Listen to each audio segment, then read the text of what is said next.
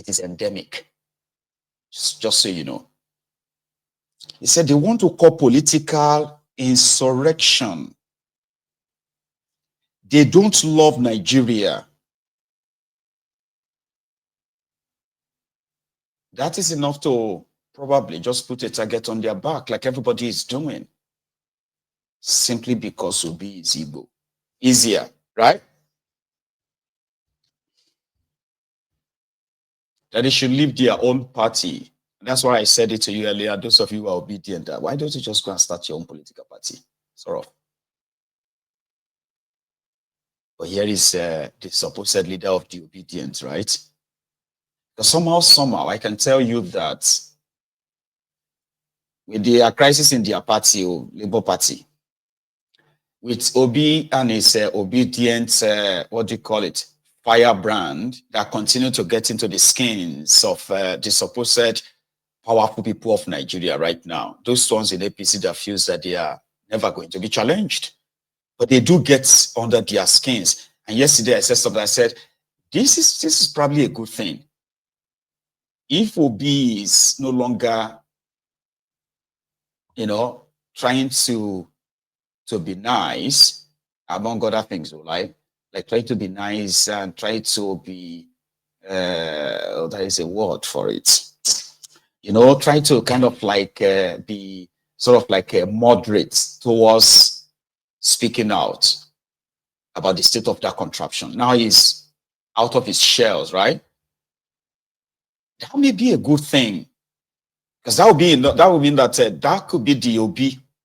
That will be enough to let disobedience show their true worth to the establishment. Because you see, the likes of Arabambidiot and co, they have been in a business where Labour Party is an SPV, special purpose vehicle.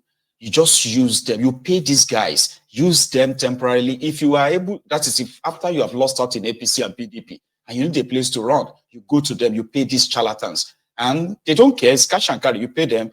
They don't care if you don't come back again. So after you got what you want, you can then they come to APC and PDP. Go back to your colleagues that rejected you the first time.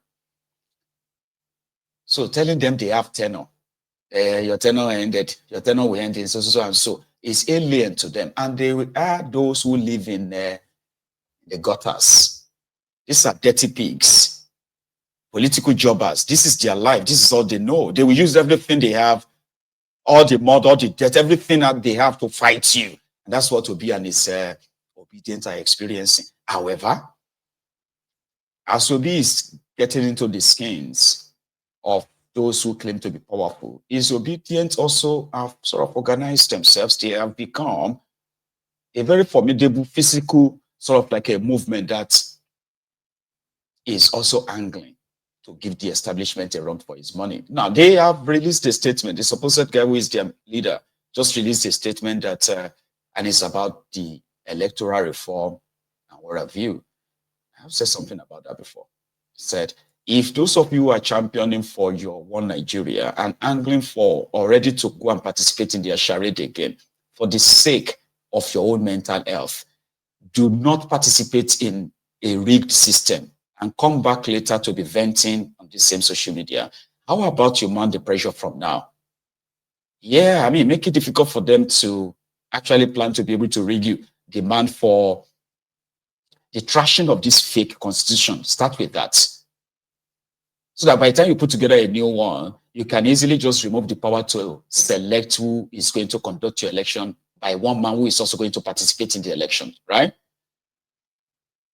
Well, they are pushing for the electoral reform in their own way. Listen. Stand up as quickly as possible to challenge the status quo to ensure that we have credible elections.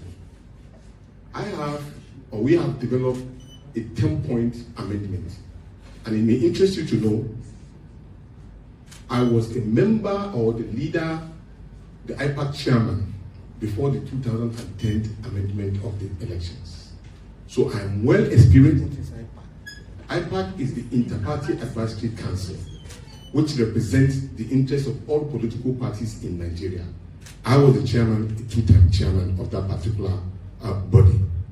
And I presented similar documents of this nature at the National Assembly. You could Google it, and probably you could see it while I was speaking to the National Assembly. So we developed a 10-point agenda coming from the 2023 general elections. And I'll just speak to them just little by little. One, we insist that the amendment of the 2027 general election should include first the educational qualification of the contestants. Very key. Strict implementation of educational qualification requirement with evidence. Because if we don't do that, it makes every student who have gone through the four corners of the university to feel it's a waste that he has spent his university days in trying to get education. So anybody can come in and become the president of the Federal Republic of Nigeria without having any due qualification. So it must be amended. Two, there must be a compulsory national presidential debate. People who want to aspire for position of power must come and tell us what they have. Not that they tell us this and then they implement another thing. We demand there should be a debate. If you recall, almost the two presidential elections that have passed through this country, there was debate of the presidents was almost not there. Because people do not have the capacity to speak to their people. And if you don't have the capacity to speak to your people, you have no business in leading them. Three, we have 93 million registered voters before the 2023 general elections. But guess what? Only 23 or 24% of those particular people voted. It does not even have 50%. And yet, those are the people that have governors. Is it acceptable? No, I can't hear you. Is it acceptable? No. So, our position is that every registered elected voter must vote. Must vote. In other countries, they fine you if you don't vote. Because it's your civic right. Because you are now putting your position saying, look, I want so person to represent me. So imagine if 93 million Nigerians voted at that time. Do you think we will have this kind of government? Obviously no. So we must insist that every registered voter must vote. And here is the catch. Wherever you register, you should be able to vote there. You don't need to move from point A to point B to register and to vote. Because normally what happens during election is that when you register to vote, you will leave that particular place. Maybe it's in Kano. You now want to go and vote in Akwa Ibom. You end up having an accident, God forbid, on the road before you want to go and vote. So vote where you are resident. And the vote should be counted according to where you are domiciled or where you want your vote to be counted. Right. I agree, Sha. So, Mokuna try. Do what they tell you. Waiting me a day interest inside be say, when you can't do all of that wahala, sacrifice, and all of that, they can't read you. What you go do after is what I am interested in. So yes, go on. Pace them, fight them, give them a run for their money. Go and get your PVC and all of that stuff. Shasha, you get. Leaving that aside, let's catch up on the continued retrial of Mazi Nnamdi Kanu. An update, you call it. So I will give you an update. But first, let's see what it looked like today. Coming to the court on this big treason trial. Here.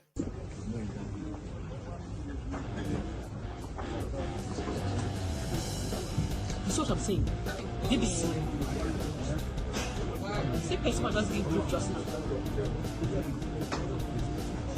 That's what I'm saying. I'm not talking to people that have this. Sorry.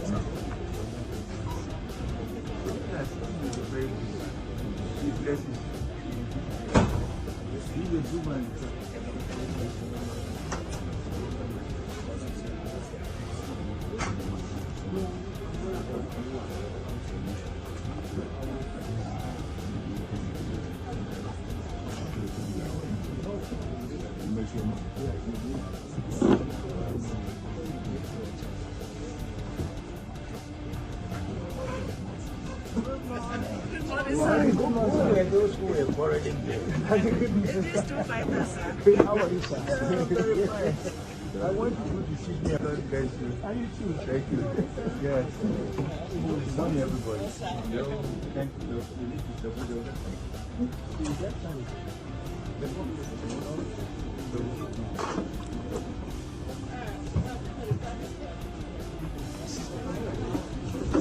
Who carried my chair? You are carrying my chair.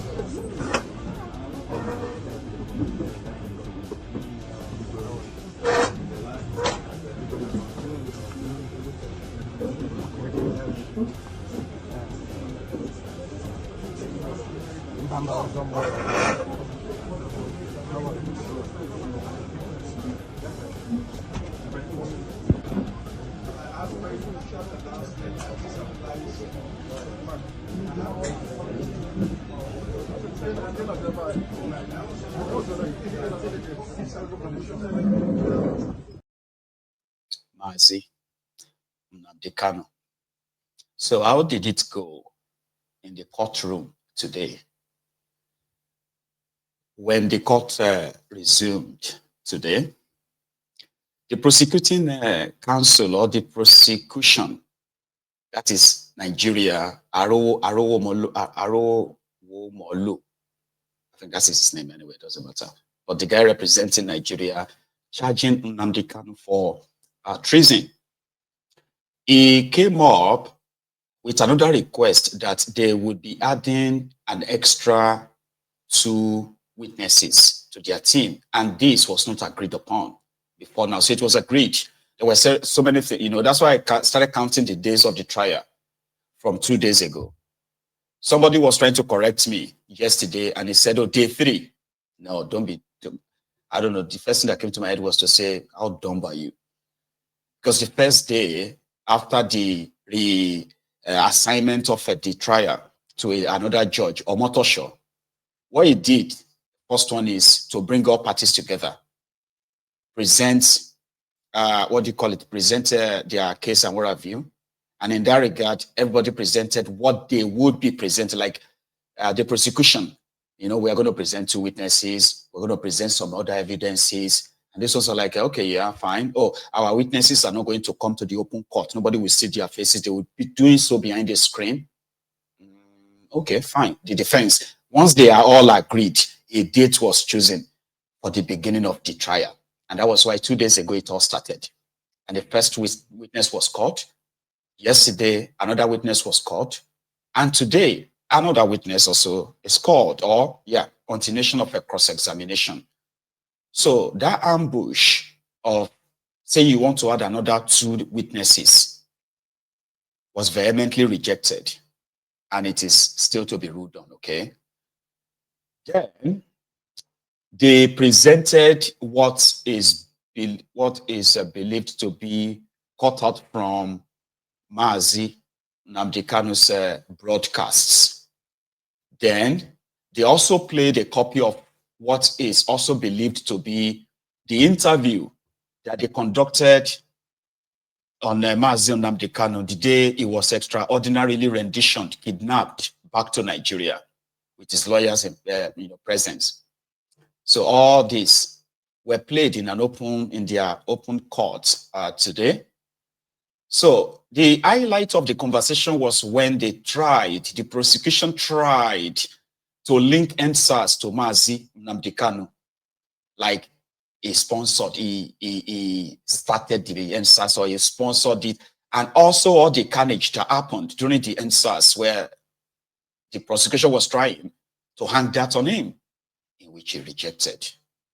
Now I'm going to take you through the transcription of that court process, like always, all right? So it's between the prosecution, the witness, the defense, the witness. So when they finally managed, because initially they said from this report, right? So initially they said that the prosecutor requested that the court play the CD of MNK Mazi Nnamdi Kanu interview. Court awaits the CD to load up. So, but it was taking forever. So they had to like put it aside while somebody works in fixing that, right? So the questioning of the witness by I think the prosecution started the hearing today, or should I say the hearing continues today from where it stopped yesterday. So the prosecution, witness BB, remember the witness BBB or PW2, prosecution witness 2, but that is the same person on the stand to continue the line of questioning. The same guy that said they got a letter from Malamun, the attorney general of Nigeria under Bukwari at the time. So the question, or should I say the questioning goes thus.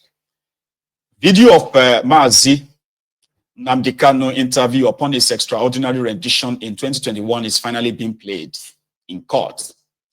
So prosecution, witness or witness BBB, can you identify the people in the video? The witness, yes, I can. Prosecution, who are the people in the video sitting next to Nnamdi Kanu? Witness, Aloy Ejimako and Abila, both are lawyers. Prosecution, Mr. Kanu, in this video, could you tell us about the indigenous people of Biafra? Mazi Nnamdi Kanu. This is like from that interview now. This is not today, okay? It's like the video they played, the interview they played was when the DSS, after kidnapping him from Kenya, then the DSS started, questioning him. And from that conversation from the audio, from the video, is where this transcript is cued from, right? So the prosecution, MNK, I am the leader of the IPOB. I was granted bail in 2017 after arrest 2 years earlier. However, I was in my house and army came to kill me. The army invaded my house and killed 28 people. So from that, From that video, there goes the transcription of it, complete one, right? So the interviewer, Mr. Kanu, you made a broadcast, MNK. I do not remember which one specifically.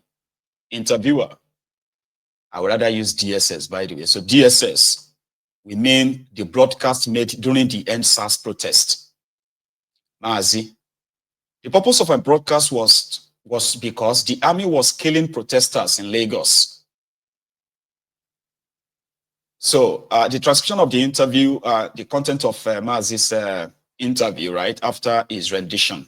Another one, he said, so the presiding judge, Justice Omotosho, at that point, asked a lawyer to help the prosecution fix the electronic system in court. That's like an interruption, okay? So continue from that Mazi and DSS supposed interrogation after his extraordinary rendition. So DSS, you gave instructions to people to attack federal infrastructures. Mazi Nnamdi Kanu, if you say you have control over Biafrans or Easterners, you are mistaken. We are Republican in nature. We do things, especially what is right, at our own accords, not necessarily adherent to dictation. DSS, you pass instruction to your people. Mazi, I lead the movement. But the day-to-day operation of IPOB is done through the Directorate of States, DOS. Mazi, you are talking, the Mazi Nnamdi Kanu continued, said, you are talking about incidents that happened after NSAS. Why don't you ask me of what happened between 2015, 2016, and 2017? DSS, in 2021, there were attacks. Mazi, I am aware the army killed a lot of people. Mazi, the movement I lead is not violent. DSS, your instruction lead to jailbreak, etc. Mazi, my reaction remains that we are not violent. DSS, when you were arrested, Mazi interjects, I wasn't arrested, I was kidnapped. DSS, What's your relationship with ESN? Mazi, ESN is a vigilante group that exists everywhere in Biafra land. Now, to continue here. So another audio broadcast is set to be played.